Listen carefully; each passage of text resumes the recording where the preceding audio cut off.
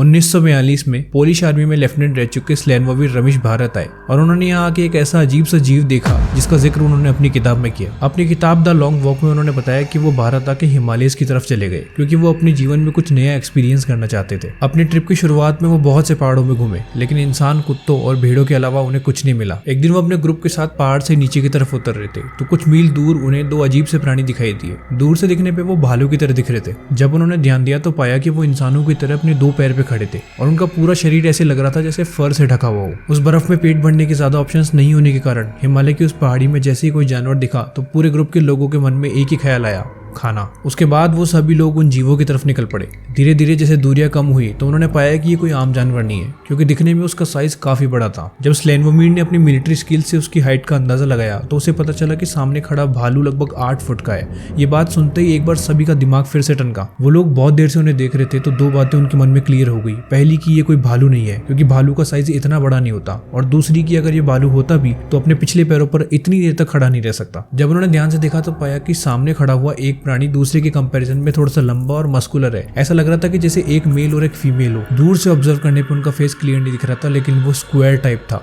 तगड़े शोल्डर्स और muscular chest के साथ उनके कान नहीं दिख रहे थे। मे भी शायद वो सर के ज्यादा नजदीक हो। उनकी बॉडी की बनावट तो इंसानों की तरह थी, लेकिन उनके हाथ बहुत लंबे थे जिसकी वजह से उनकी रिस्ट घुटनों तक पहुंच रही थी। ग्रुप में से कुछ लोगों ने उनकी तरफ हाथ हिलाकर और इशारे कर उन्हें वहां से भगाने की कोशिश की। उन्हें लगा कि शायद ऐसा करने से वो उनका रास्ता छोड़ दे, लेकिन ऐसा नहीं हुआ और एंड में वो लोग 1 घंटा इंतजार करके दूसरे रास्ते से वहां से निकल गए।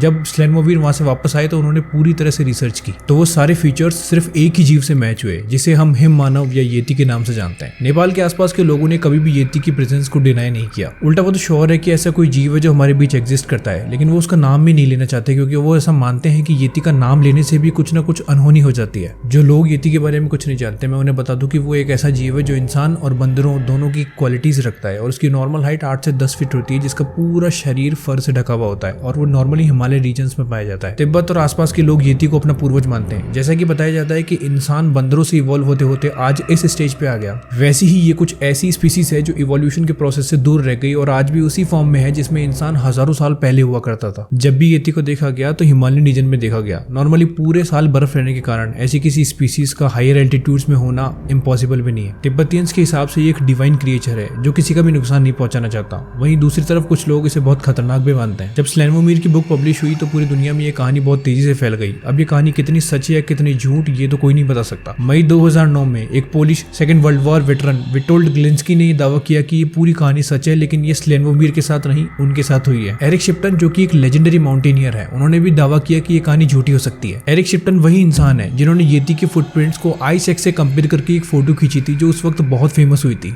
इस पिक्चर में आप क्लियरली देख सकते हो कि येती के फुटप्रिंट्स की साइज कितनी है। इस बात पे हमेशा से डिबेट चलती रहती है कि येती रियल में है या नहीं। 2019 में ये टॉपिक एक बार फिर से उछला जब मेजर सुशांत सिंह और इंडियन आर्मी के कुछ ऑफिसर्स जब अपना एक्सपेडिशन के लिए माउंट मकालू जा रहे थे तो उन्हें रास्ते में ऐसे ही कुछ फुटप्रिंट्स दिखे। उन्होंने कहा कि वो जो भी था बहुत बड़ा था। उन्हें वहां लगभग 50 फुटप्रिंट्स मिले जो उन्हें धीरे धीरे करके एक गुफा की तरफ ले गए, लेकिन उस गुफा में उन्हें कुछ नहीं मिला। उसके बाद वो फुटप्रिंट्स एक नाले की तरफ चले गए जिसे एक आम इंसान तो बिल्कुल पार नहीं कर सकता। लोगों का तो ये तक मानना है कि एक येती अपने आप को इनविजिबल भी कर सकता है। अब ये बात कितनी सच है नहीं, इस बात को प्रूव करना तो बहुत ही मुश्किल है। ऐसे एक दो नहीं बल्कि बहुत सारे किस्से हैं जब लोगों ने येती की प्रेजेंस को फील किया है। ऐसा एक किस्सा श्रीयम जो कि एक योगी है अपनी ऑटोबायोग्राफी में शेयर करते हैं। वो कहते हैं कि एक समय पे उनका मन कैलाश पर्वत की ओर जाने को कर रहा था। उन्होंने ये बात अपने गुरु के सामने रखी। उसके बाद वो दोनों ही अपने सफर पे निकल गए। वो लोग उस रास्ते से नहीं गए जहाँ से आम लोग आए जाया करते थे। उनके गुरु उन्हें इंडो टिबेटियन रूट से ले गए। कुछ दूर चलने के बाद एक गाँव में उनकी तबीयत खराब हो गई। बुखार की वजह से उनका टेम्परेचर बहुत बढ़ गया और उन्हें टेंट में आराम करने के लिए रुकना पड़ा। उनके उस सफर में कुछ व्यापारी और नेपाली लोग भी उनके साथ जुड़ गए थे। जब वो आराम कर रहे थे तो उन्हें लगा कि उनके टेंट में कोई एंटर हुआ।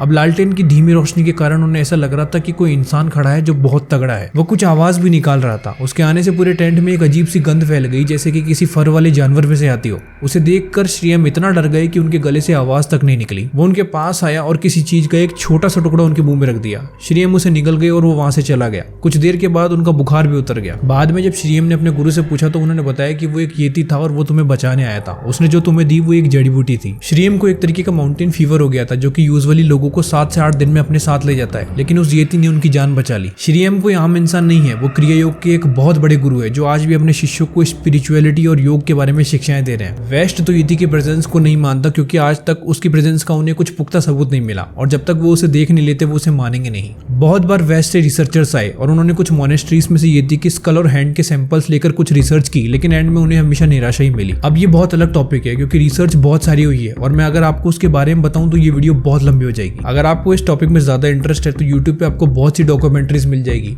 अब ये रियल में है या नहीं ये तो नहीं कहा जा सकता। हिमालय के पहाड़ आज भी अनएक्सप्लोर्ड है। इंसान हाई एल्टीट्यूड और बर्फ के कारण हर जगह तक नहीं पहुंच पाया, और ऐसी ही किसी जगह ऐसे जीवों की होने की पॉसिबिलिटी भी ज्यादा है। एक जनरल सी बात है कि जो आज तक हमने नहीं देखा हम उस पर विश्वास नहीं करते, लेकिन ये भी जरूरी नहीं है कि जो हमने आज तक नहीं देखा वो एग्जिस्ट भी नहीं करता। आज की इस वीडियो के लिए इतना ही। अगर आपको ये वीडियो पसंद आई तो हमारी और वीडियो जरूर चेक कीजिएगा। अगर आप चैनल पर नए हैं तो इस वीडियो को लाइक करके इस चैनल को सब्सक्राइब कर दीजिए। मैं आपसे फिर मिलूंगा किसी और वीडियो के साथ, तब तक के लिए राम राम।